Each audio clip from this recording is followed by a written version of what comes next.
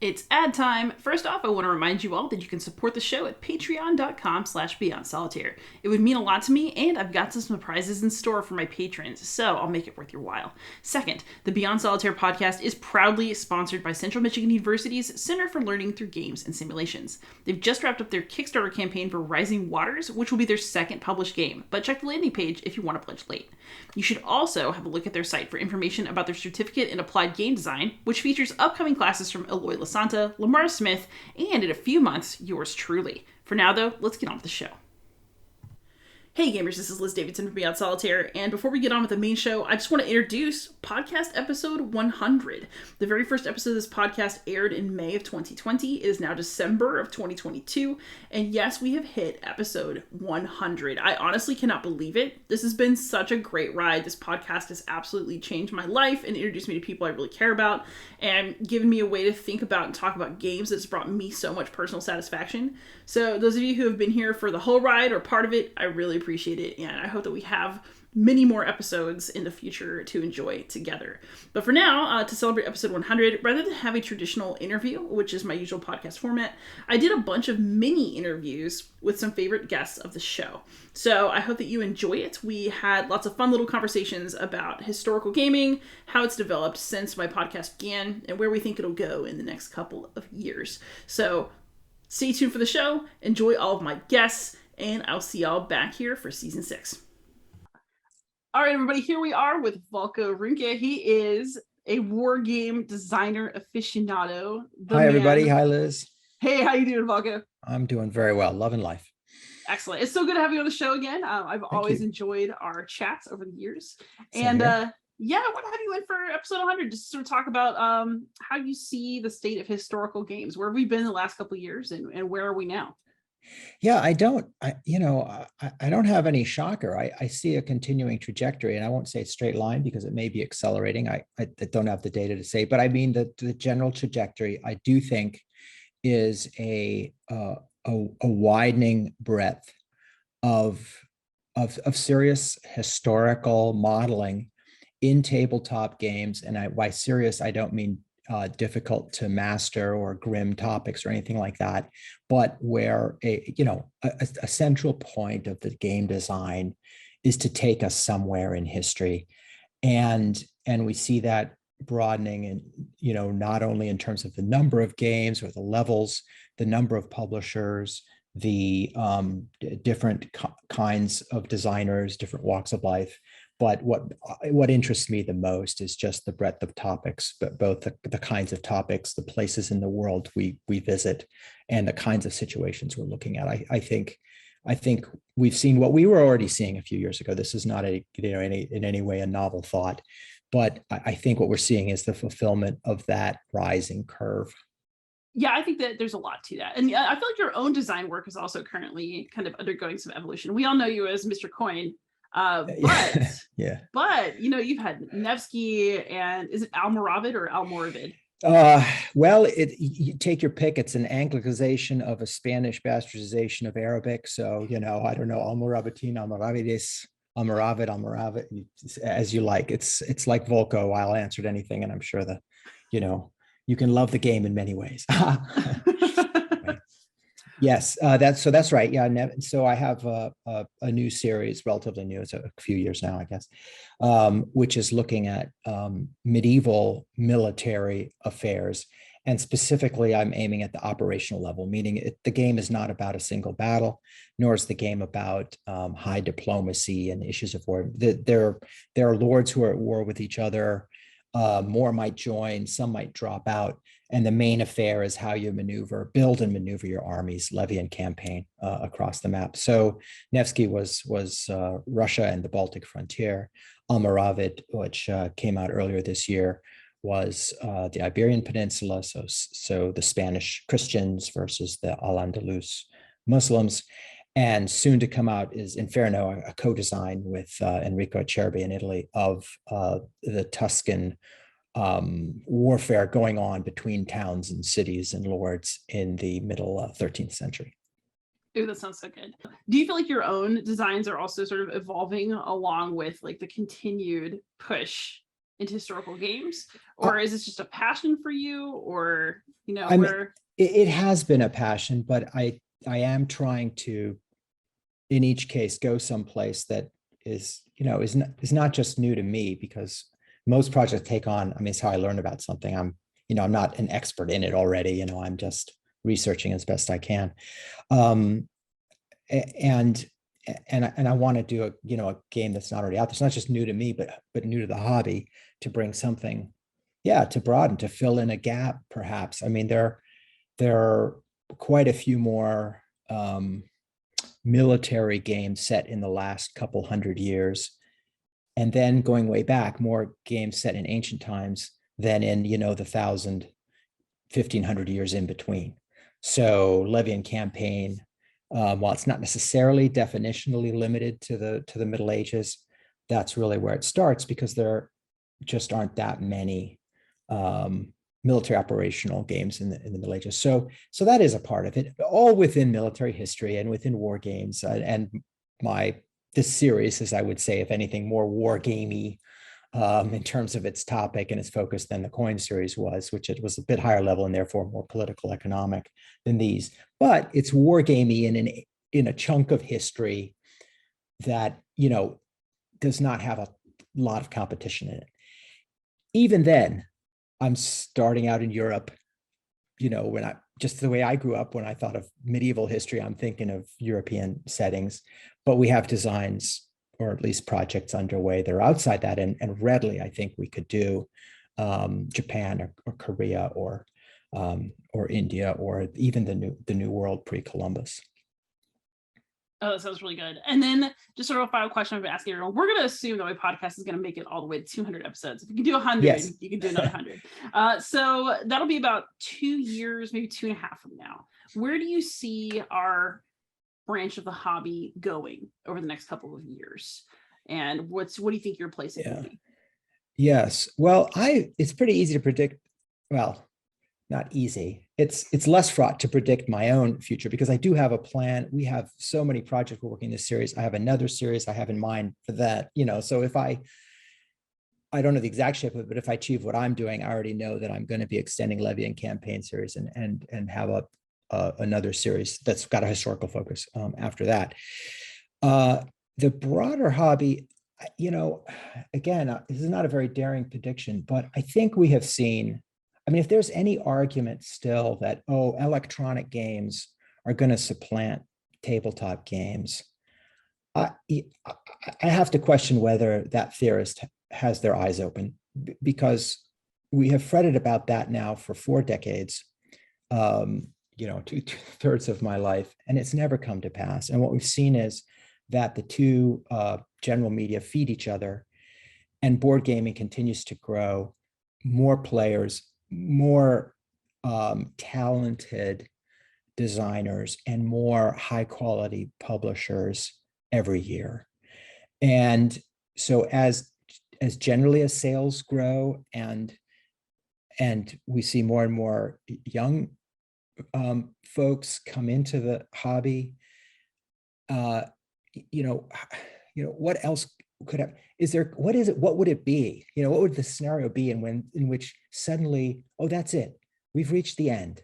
There's no more room to broaden what we include in board games. There are no more players out there. That's it, we're stagnating. I just don't see that happening. I see the opposite. I see acceleration. And again, I don't think that's necessarily a daring prediction to make for just a couple of years out in the future. But the only question for me is there any kind of larger effect? Is there a breaking dam?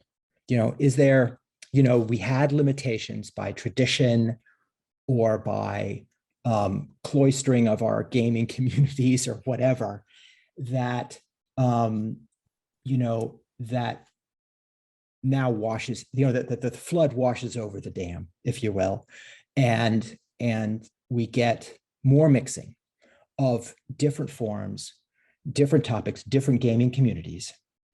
And we get an even greater acceleration than, just the upward curve that I think we can fairly confidently say has been happening the last few years. And suddenly we see we're to the point of we're filling in gaps, and it's not the case that we say, yeah, there are just a zillion games on this particular historical setting and almost nothing over here. And it gets harder and harder to identify, gee, yeah,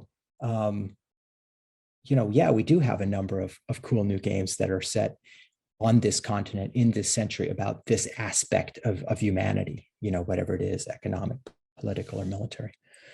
Yeah, I don't disagree. I also am hoping, and I believe that we're going to see growth. I think we're going to see more kind of parts of the hobby overlapping with each other. And I think we're going to see more gamers exploring different areas of the hobby. And I think it's all going to be good. It's one of the things I am optimistic about at this time. Yeah, me too. Me too. I do think it's going great. Well, thank you so much for coming on, Volko. I know that we'll have you on again at some point in the next few seasons, but it's always good to check in. Thanks so much. Well, thanks. A joy for me to visit, and thank you for your work that you're doing for the community. Hey, everybody, I'm here with the podcast favorite, Jason Perez, to celebrate my 100th episode and also talk about historical gaming, where it's been, where it's going. So how you doing, Jason? Yo, my peoples, what's up? Well, congratulations, Liz, on 100 podcasts. It's been a really fun ride. You're doing a season, so you're taking a little bit longer than I thought you would, because you take them breaks every little while. Don't take any breaks whatsoever, Liz. Just keep rolling. No, you'll be at 200 in no time. No. Slow and steady wins the race. There you go. And I feel like that's true in the long march of history as well. So we've talked a lot about historical games over the last couple of years on this podcast. So you want to recap like some of the conversations that we have had? Mm-hmm. So I'm not much of a war gamer. You have some other guests that are going to talk about the war gaming aspect of it. I'm more cooperatives and Euros. So Euro history gaming is still in a difficult place. Unfortunately, we had our conversation. So this is a retrospective episode. Please refer to one of the best conversations that I've had about this stuff, the historical tourism episode. This happened, I think, in season 4. Yeah, I think it's early season 4, like episode 61 or 62. Right. Wow, you actually remember the numbers. Fantastic. Yeah, that was one of the best episodes we've done, because I think we really were able to distill what is happening to the history through the prism of Eurogame. And Eurogame, at least as they're developed now, they have their own thing that they're doing. They're not intending to present history. They're intending to leverage history for the benefit of sales. And we're still that conversation wasn't that long ago. And since then, Puerto Rico 1898 should be out at this point, or 1897. Sorry about that. Definitely not 1898. Screw the Americans. 1897. So like I've put my hat in the ring in terms of where historical gaming should go on that end. Will companies follow suit? I mean, so I'm hopeful that project gets attention, it gets sales, and that because that's what publishers listen to at the end of the day. They listen to market forces. They will put out what people will buy, and you got to show them. You got to do cool projects and go in that direction. But we're talking about like where we are now. I mean, Yucatan was a project from this past year, and what are the Mayans doing? The Mayans are sacrificing, they're sacrificing people, bodies, and all that kind of stuff. That's like a central feature of the game, not a central feature of Mayan society. It's just like there for attention and sales. There was a very recent game about another Mesoamerican game that just came out on Kickstarter. I got a message about it with one of the Facebook groups, and what are the Mesoamericans doing? It's a war game, and they're tribal warriors, and they have all the sculpts are headdresses and spears, and okay. And so you asking about what development have we had 10 years ago? They would have all been naked. Now they have a consultant on there to actually get some more resonant dress. So that develop has happened, but I still think we're in the paradigm. We're still in the general paradigm of native savages. So there's been a little bit of change, surface change, presentation change, skin deep, diversity as skin deep, that has changed, but we need to start really shifting some paradigms if we can really say we're making progress as a hobby in the historical gaming space. Is there hope for the future?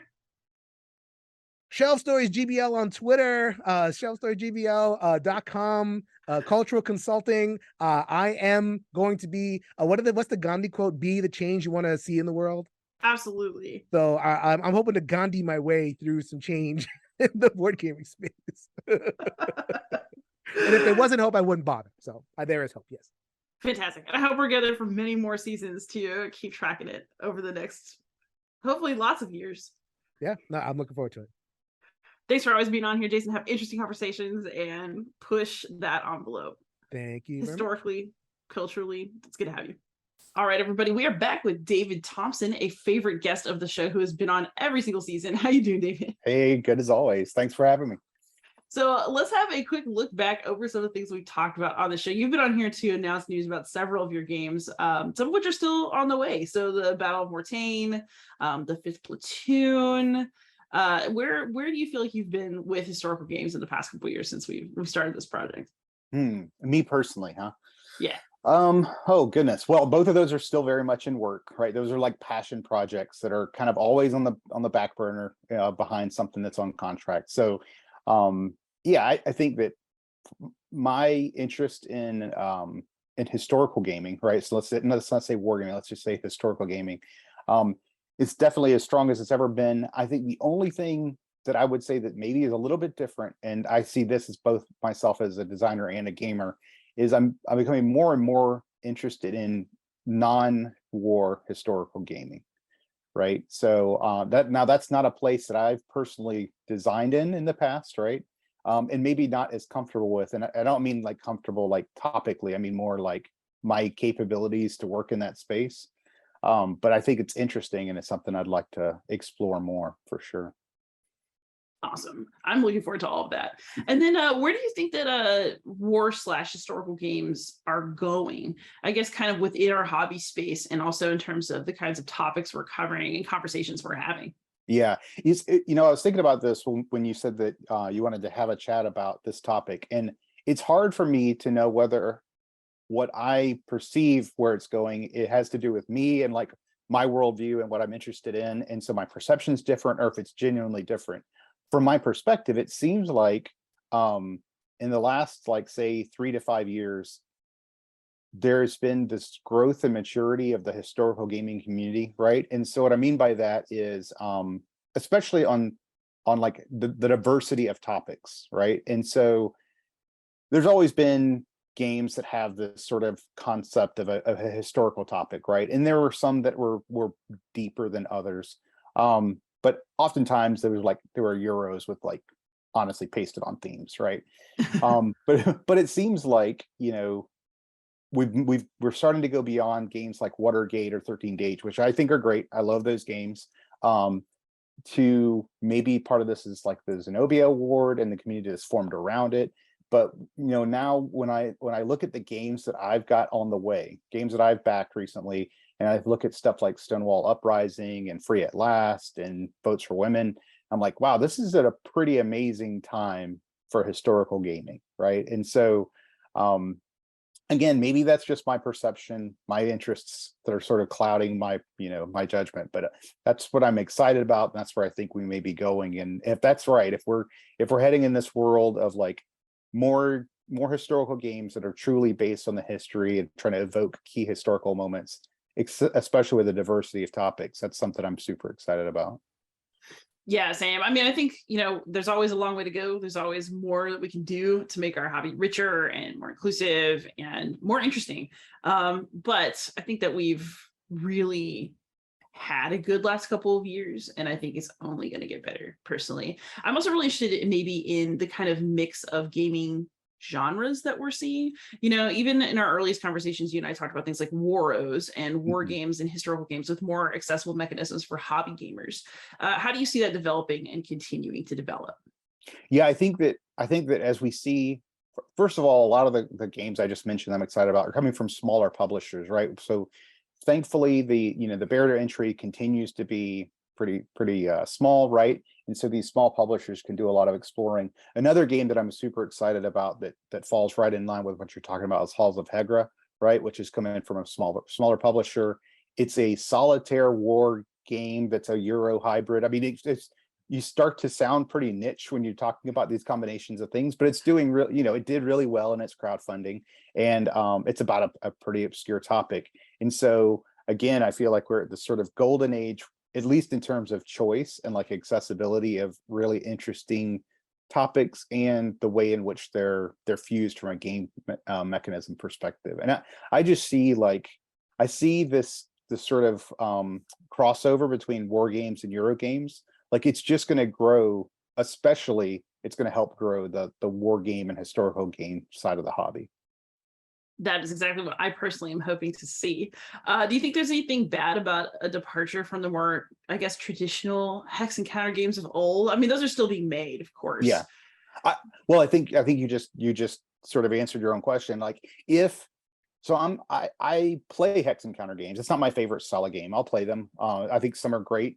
I think just like any other game, there's plenty of them that are made that aren't that great. But if we were starting to see the decline of those, like if less were being made or whatever, then you could argue that's a problem. But that's not the case, right? Like there's plenty of those being made, and they're being made by big publishers, and they're getting decent print runs, and they're high quality. So like, no, I don't think it's why would that? If you're a hex and counter gamer, just because other games are being made, if you can still get some interesting games about topics you care about and using the systems you like, then I think the more the better.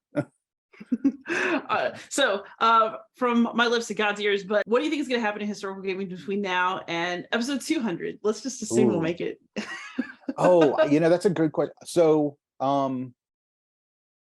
that's a great question. What do I think is going to happen? Hopefully we just see more growth, right? We see more. I would like us to get to a point where when we see a historical topic covered in a game, that we can. Okay, let me use my words. Do you remember maybe like 5 to 10 years ago when you would see an IP game come out, you're like, oh, an IP game, it's not going to be good. It's going to be just a cash grab pasted on theme. And that's not the case anymore, right? Like you basically see an IP game and you would just assess it like any other game.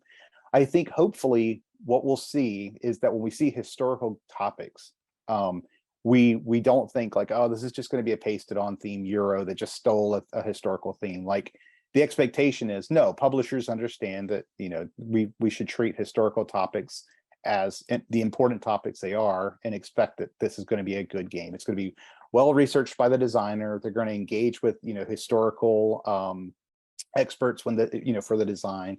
So hopefully we just see the maturity there. And then especially important, I hope that we see the success of some of these games that we're talking about spur on more and more diversity of topics, and and by extension, I think diversity of the designers, right? So I think the Zenobia Award has proven that there's something there, right? So that publishers, even publishers who understandably, like their big concern is will the game sell, can say, oh, actually there's something here. Fantastic. David, thanks so much for coming on as always. I hope to have you on every season for as many seasons as we get. Absolutely. Yeah. Thanks for having me. All right. So now we're here with Amabel Holland, one of my absolute favorite guests of the show, historical game designer extraordinaire. How you doing, Amabel? I'm doing great. So you've been on the show a couple of times. Do you want to kind of look back on some of the fun things we've talked about, such as inappropriate church fathers and other historical games? Yeah, we definitely have talked. Yeah, I was on to talk about my game Nicaea. I think that was the first interview I did after the name change, so that was pretty neat. And we've talked about some Roman stuff. Those are things we talked about. And absolutely. So what are you doing right now in terms of historical gaming? Like what's up at Hollandspiel at this exact moment in time? At this exact moment, I took a little break from like the heavy historical games because doing this whole puberty thing a second time over, and that takes a lot of bandwidth. But the next one that we have on the docket that fits in the historical mold is my game Endurance, which is about the Shackleton expedition in 1914 to Antarctica, which went very wrong. And I'm very excited about that one because actually I've been working on that off and on for years. Like, for as long as it's been Hollandspiel, I've been working on that. So I finally am getting that to come together as a solitaire game, and I'm really excited for that one actually, because it's you know, I feel like with historical games there's a lot of focus on the war games, on the battles and the shooty stuff, and so to do something that's not really about that, I think is an interesting direction for me to do. So yeah, I'm absolutely excited about it. And I guess I wanted to ask, so, you know, one of Hollandspiel's biggest points of pride, right, is that y'all get to make whatever games you want, very quirky games, and that's something that's like a badge of honor. Do you see the historical gaming market shifting towards more unique topics over the next couple of years? Or do you think that Hollandspiel is going to remain kind of out at the frontier of interesting game design, historically speaking? well, I certainly hope that overall there's a shift, because there's certainly an appetite for it, and there are certainly a lot of new and exciting voices and ideas and perspectives, and I would like to have those, please, on my table. But whether they're things that we publish or not, I like to see larger publishers take chances on more unusual things, because they do, and they can sell, you know, and there are people who are hungry for it. So, you know, why not? And I'm really interested in what games can do as a form, and I feel like you're going to get more movement in that direction, stretching it more, when you're engaging with more unusual themes, or with more unusual approaches to themes, than you are when you're doing, you know, roll on the CRT and apply the terrain bonus sort of thing.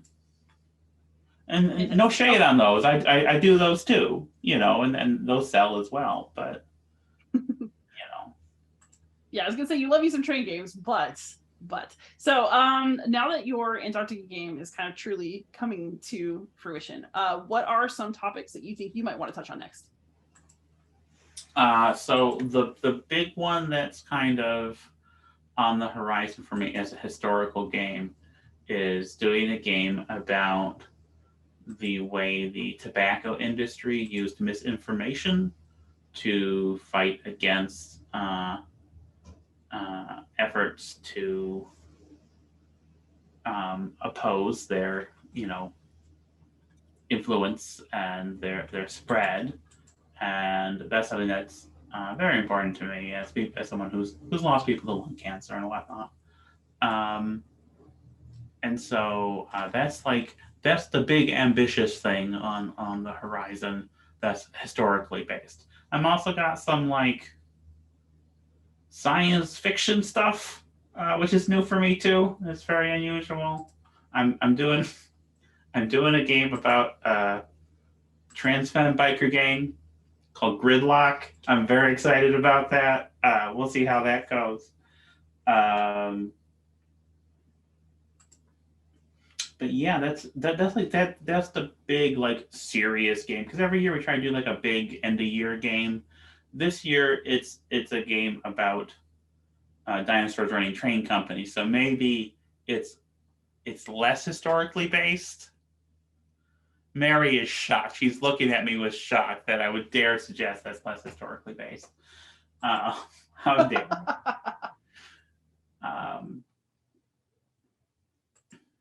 you know, and we have some games from other designers that, you know, are on the docket. There's a Solitaire game from Brad Smith, who did NATO Air Commander for us.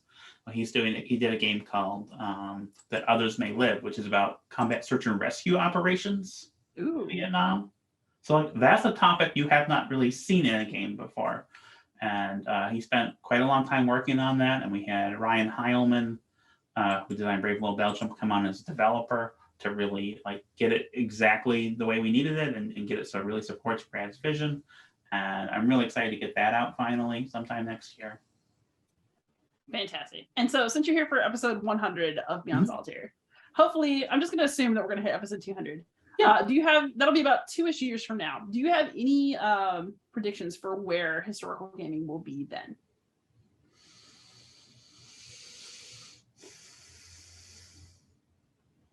I feel like if I don't come up with a prediction, it's not in the spirit of the thing.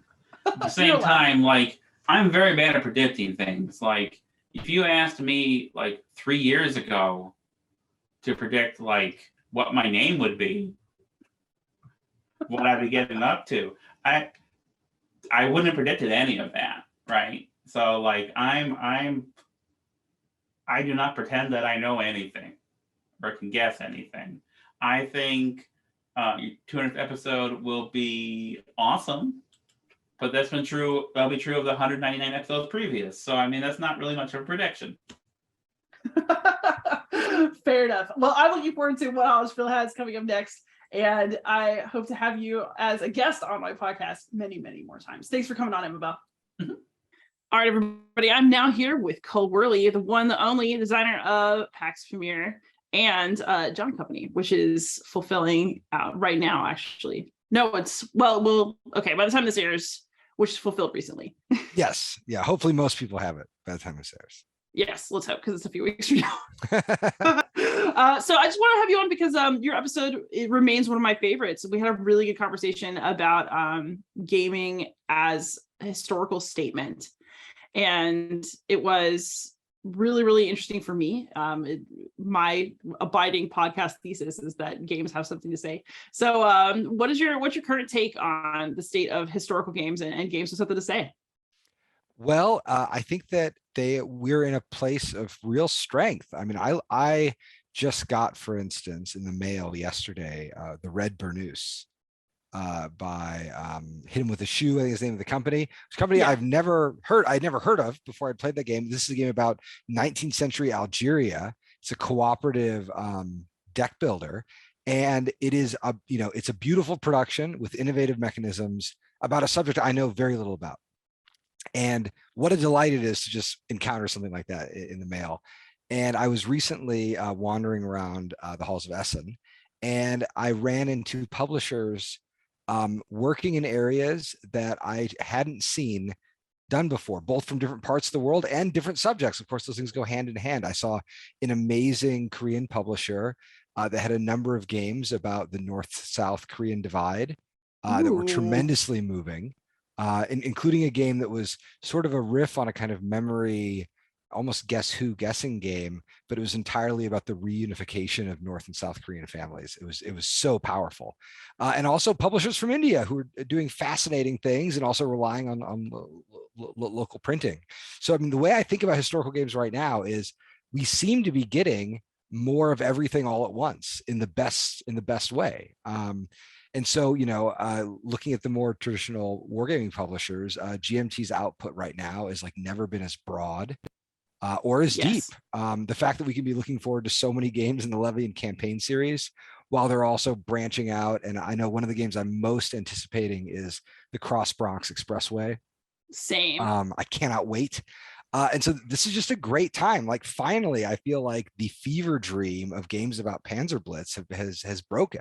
It feels very empowering to walk around and just see such fascinating subjects being tackled by a huge range of people. Yeah, I'm kind of feeling like we're in a golden age, hopefully to go platinum here with historical. Yeah, exactly. I want whatever's happening now needs to keep happening. Right. And so I'm really hoping that a lot of these smaller companies that are just starting have every success in the world. I just had a chance to play 1979. I think it's Dan Bullock who did that. The game about the revolution in Iran. Fascinating design, very interesting publisher. And I hope they sell every copy they print, and I hope they have to keep printing it because it's exactly the sort of game that I would love to see more of in the broader environment. Yeah, absolutely. And I know that people love you for Root in your work with Leader Games, but what are you up to in the historical gaming sphere right now? So John Company has made it out to the world. It exists. It's a real thing that exists. It was a difficult press. I think I've never worked on a game that big or hard, and I want to do other games like it, but it's going to be a bit. So right now I am working on a couple games. I'm working on the new edition of Infamous Traffic. And then because John Company took so much work to do, we're actually hoping to publish some games that I didn't design next. And so we have a Zenobia finalist who I've been working with on a really fascinating design. Oh, is it Joe's game? I can't say nothing. Oh, come on. I'm betting Molly House. It's a good bet, but I worked with a lot of the finalists, and I'll say that each of the finalists that I worked with could have been eminently published. I mean, it was something that could certainly happen. But I'm really excited about the one that we're working on, and we are in a spot where I'm basically the design itself is solidifying. It's like getting ready for testing. I'm hoping that if anyone is at San Diego Historicon in a few weeks, you'll be able to play it.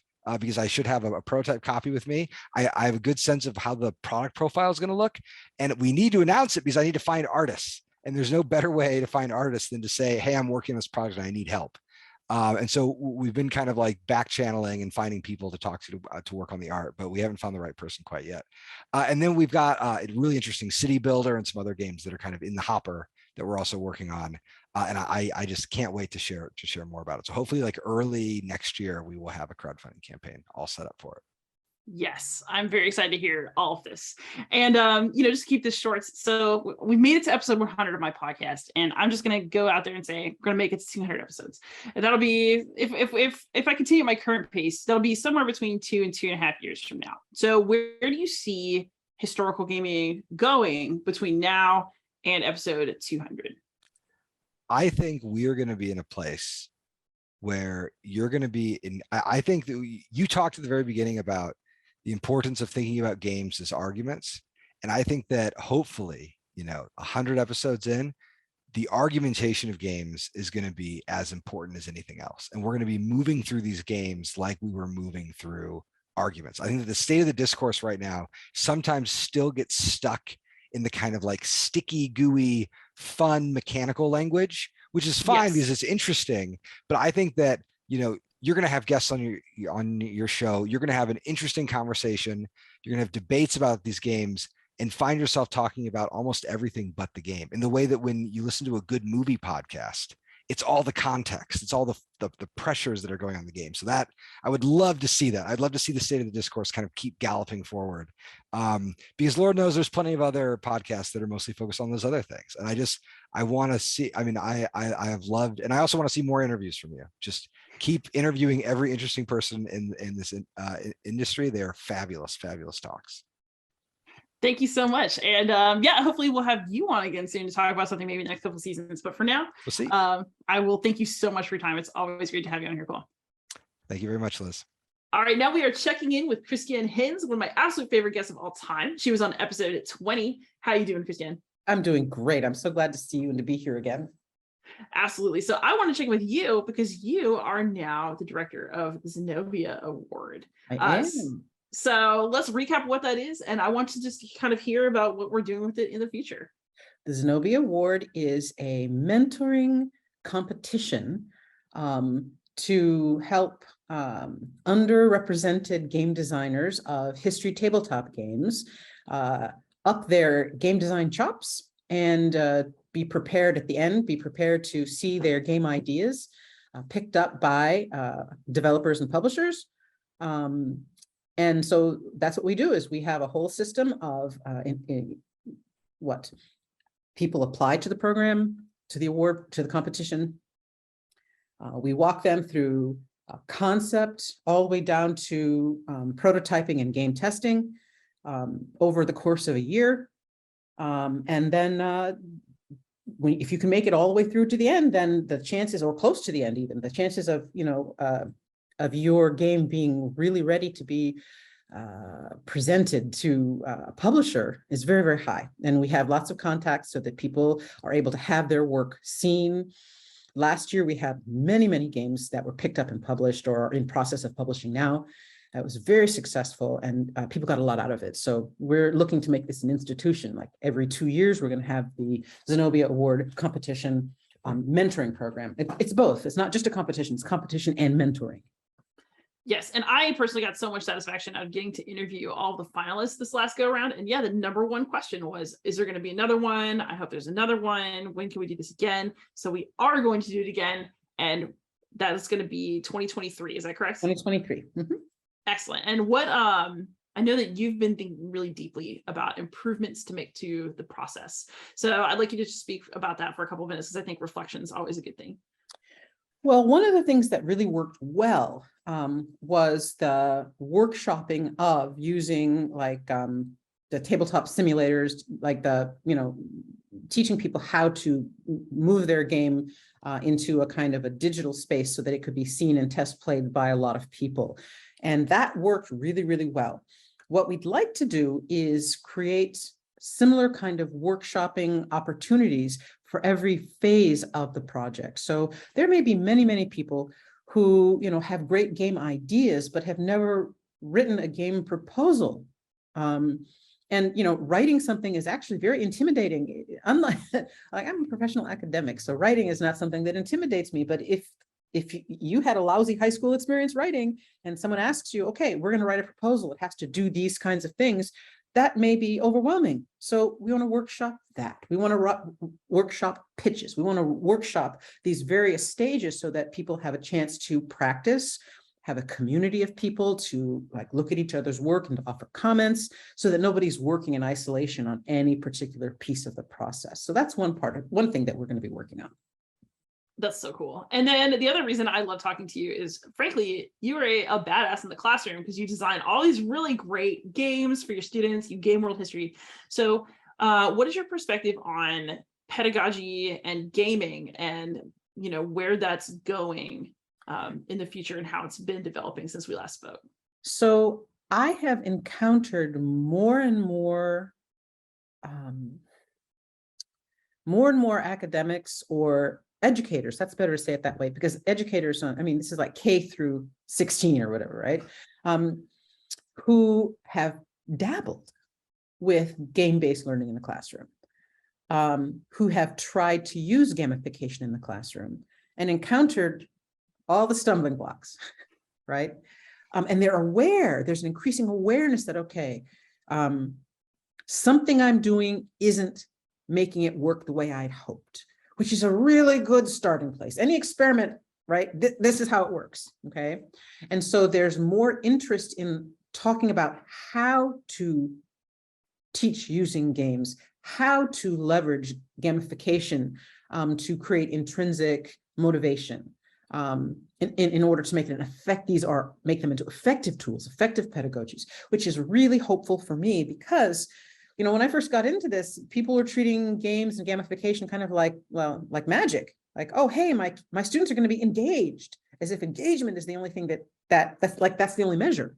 Right. So I'm really pleased because that means there's an audience for me to speak into. 10 years of designing and deploying and assessing. All of that gives me a lot of ideas about how I can be helpful, and that people are hungry to hear it. They're not going like, well, I tried this game. I tried to use a game in a classroom and it was a disaster. And so I'm just throwing the pedagogy away, right? It's like, okay, how do I use this? Okay, that's a great question. So I'm hopeful. Excellent. And then, so this is going to be for episode 100. I'm going to guess it's going to be 2 years and change until we hit episode 200. So what do you think could happen between now and that episode 200 that will certainly exist in the future? I think that game-based pedagogy in the social sciences and humanities will be much more common. So it's not a strange thing to see it in business and business programs. It's not a strange thing to see it in any of the kind of, production education like engineering, or that's not strange at all. It's strange to see it in social sciences and humanities. And I think that actually social sciences and humanities are a brilliant place to do it, because we're interested in the human condition, right? We're interested in the human experience. And then games allow imaginative empathy, which lots of times students come to a history class and have no capacity to really find a way to empathize with the problems and the concerns and the difficulties of the human experience in the past, right? And it's not that you can ever fully understand or empathize with people in the past, but to understand what was motivating people, stand in their shoes for a second. Simulation can give people an inkling, like, oh, this is what that was about, right? And then we're much more connected to each other as people if we can empathize, if we can simulate each other's lives, right? So I'm thinking that it's going to work, but that's my intention, to make it work. I'm with you on that, and this is a future that I very much hope to see. Thank you so much for coming on just to check in. Well, thanks for popping in to see how I'm doing. Great to see you too. Hey, I'm here with Sebastian Bae. He's the wargamer extraordinaire and teaches war games at Georgetown and is a favorite friend of the gaming industry. How are you doing, Sebastian? Hey, I'm doing great. Thank you for having me on here, Liz. Yeah, so we were checking the dates. Like, we talk all the time now, but I did not realize that you were on the show in 2020.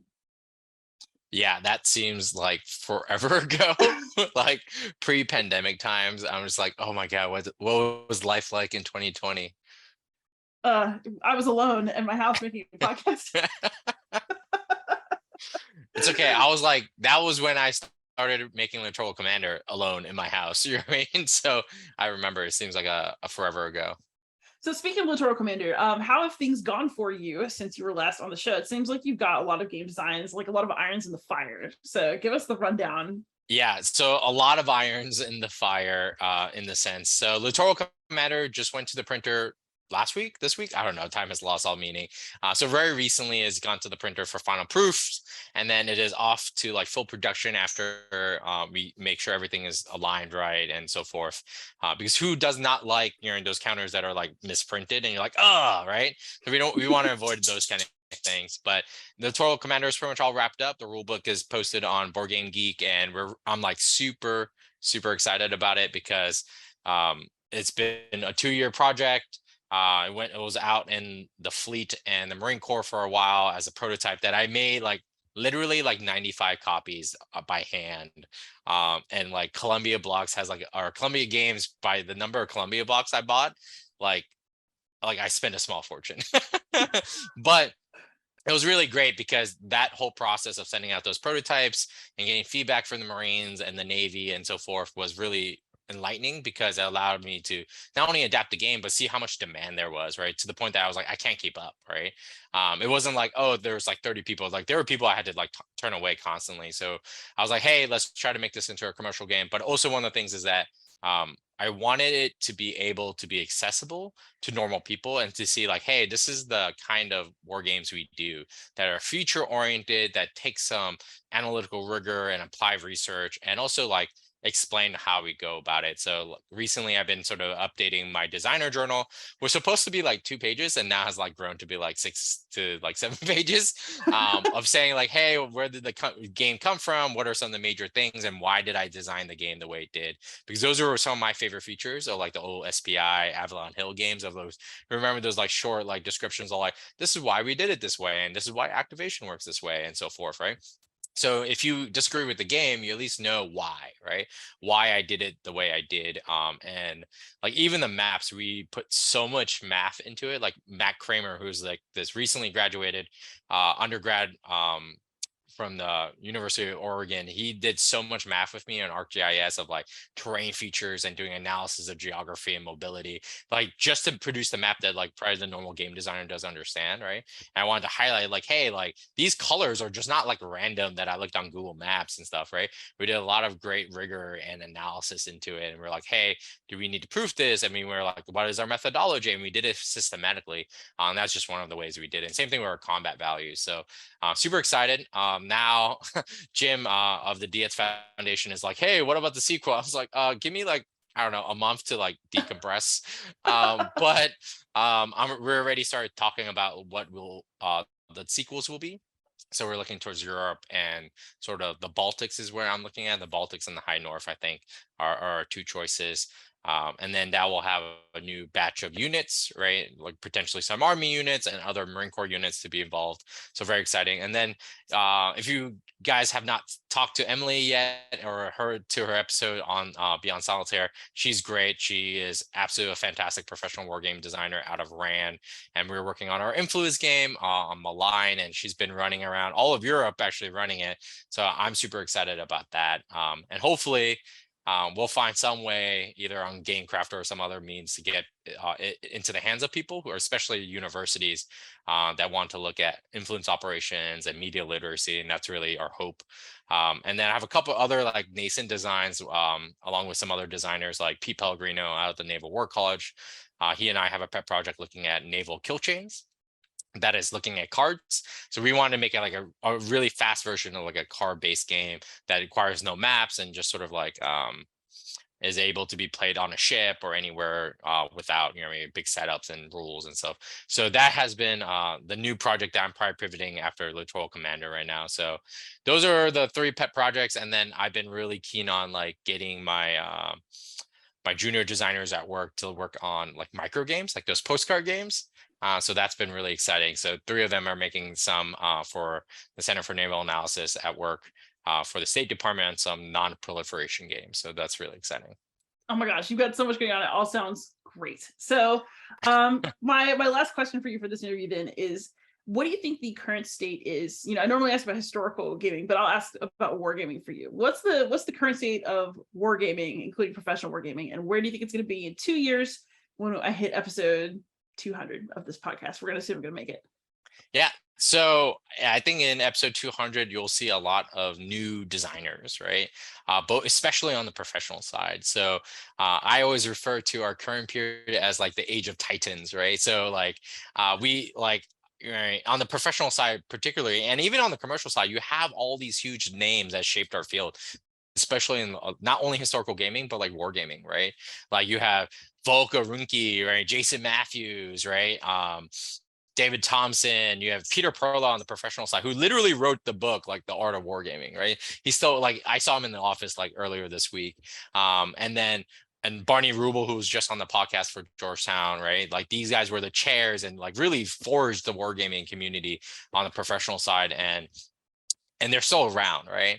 But they are slowly all retiring and they're leaving their mark, right? And I think as that generational shift happens, right, they'll see more voices, more new perspectives, new people like Emily really rising to the forefront to fill that vacuum as they become not only publish commercial games on like historical or wargaming topics, but also professionally, right?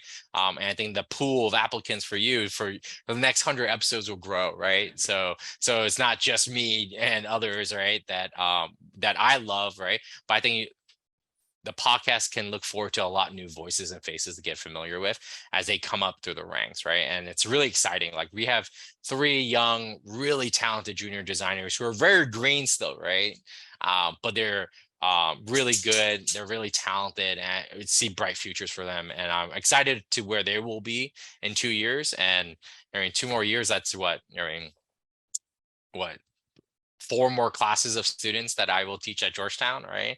And each averaging about 12. So like, hopefully 1 or 2 of them from each semester will come out to join our field. So it's really exciting. It's I think it is that great pivot point of like the voices that right? And find comfort in and but then I think it's the excitement of finding new voices that we haven't heard from. And I think the pool of our games will also increase, right? So one of the things we were just talking about before the podcast was the Zenobia Award, right? Some of the things I love about it is like opening the aperture of what wargaming is and the styles that we bring to it, right? But also the topics that we explore, right? So I love a good Napoleon game like anyone else, right? And I love a good World War II game, but also I think is the interesting elements of just like, hey, I was just reading and talking to a colleague down at a military PME school, and he was talking about like the African experiences in the World War II, right, in the colonies and serving in the Allied powers, right, and so forth. And I was like, wow, that's a really interesting story. And like African history is not really my forte, so I learned a lot. And he was talking about like, yeah, like there'll be great games to look at this stuff. And I was like, we're just sort of like spitballing. And I think those kind of notions will expand our pool, right, for our perspectives of history, but our perspectives and agency about games and how we interact with them, right? Because I think it's really important about what stories we tell, right, and what stories we engage with. Fantastic. I will be looking forward to what happens over the course of the next couple of years then. And Sebastian, thanks so much for coming on. It's always wonderful to hear from you. All right. Thank you, Liz. All right, so we're here with Dan Thurot. You may also know him as Space Biff. He is a board game review writing extraordinaire. How you doing, Dan? I'm doing all right. How are you, Liz?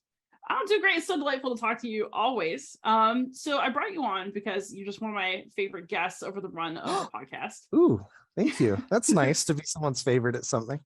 And also because you're known for reviewing games that have something to say. So I guess I wanted to touch base with you about what is the current state of your reviewing life as somebody who's interested in games that have a point to make. That's a great question, especially because I feel like we're in kind of a sweet spot, to be honest.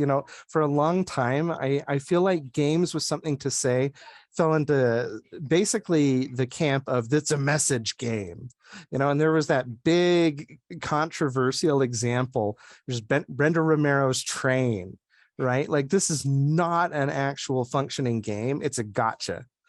It's there to shock you, and it's there to trick you. And in a way, it perpetuates kind of a myth, in the process. But message games and games that are trying to, games with a thesis. Message game is kind of a bad word, isn't it? Like, I hear message game and I kind of clench up. But nowadays, I think that there are a lot of games with a thesis, and some of them are pretty solid. And more, I think what we're seeing is games are becoming more accessible. Games are becoming a little more thoughtful. And this, I couldn't be happier with where games are right now in terms of that. I don't think it's perfect. I don't think it's perfect at all, but I think we're on a really good trajectory. Like, here's an example. So I don't know if you've played Cole Wehrle's John Company. Not yet. Not yet. So I think it's shipping. I think a lot of people are finally getting their copy right now for the second edition. And when that thing was funding, I remember some people on Twitter throwing a fit because they're going, oh, it's another, colonialism game. It should be rethemed.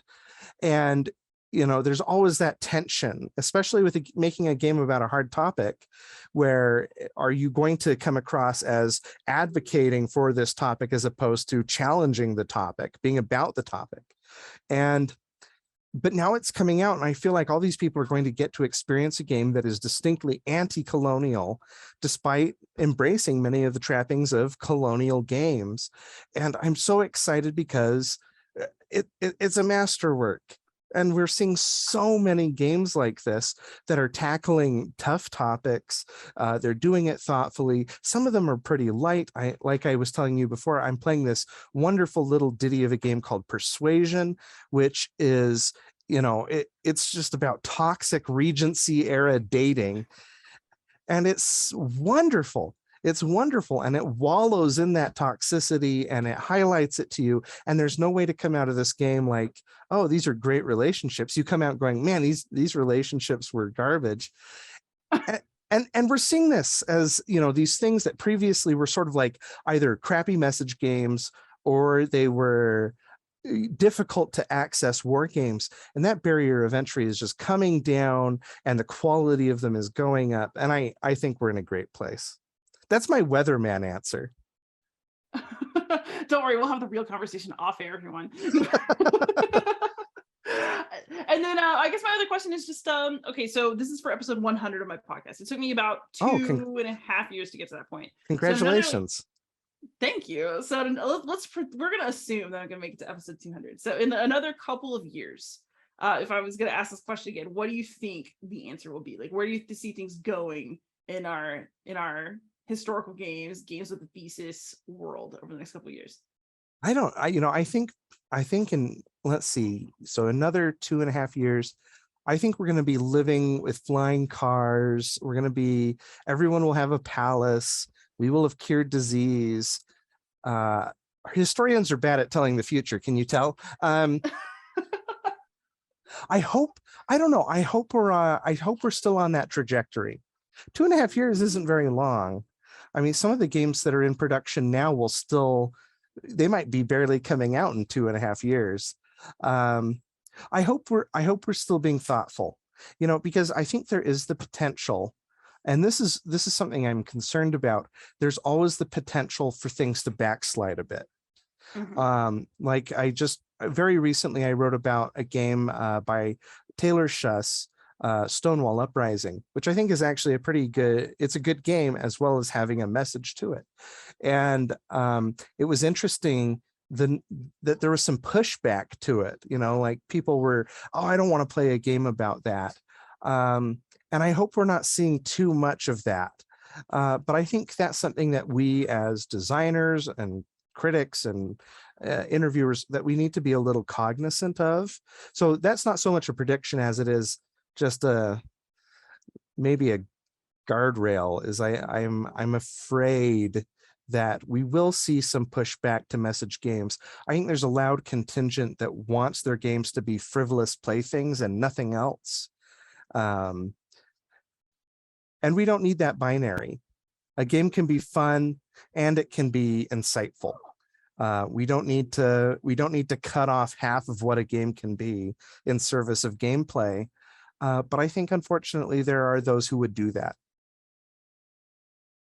Yeah, I do think that's a risk, but I also do think, I'm hoping that with things like the Zenobia Award and with an influx of games that are, I think what you're saying about games being more accessible and more thoughtful at the same time might be the saving grace here. Because more access means a broader potential audience, which means that naysayers will be part of that audience, but not enough to overwhelm it. Yeah. Well, no, I'm, I think it was today I got an email from Dr. Hines that we're gearing up for the second go through of the Zenobia Award. And I just couldn't be more excited. Some of the games that came out of that first year, we're still waiting on seeing them release. But having gotten to play some of them and talk to the designers and go through the mentorship process, it unlocked so much talent that otherwise wouldn't have been highlighted. And I think people are going to be really quite pleased with what came out of it. Yeah, I know I already am. So yeah, I hear you with the guardrails, but I think I'm feeling optimistic about the next couple of years in gaming, if in nothing else. Yeah, me too. On the whole. Indeed. And I definitely want to have you on for another episode in the future. So I'm sure we'll hear from you again soon. But for now, thank you so much for being on my episode 100, Ian. Thank you. And congratulations again. That's awesome.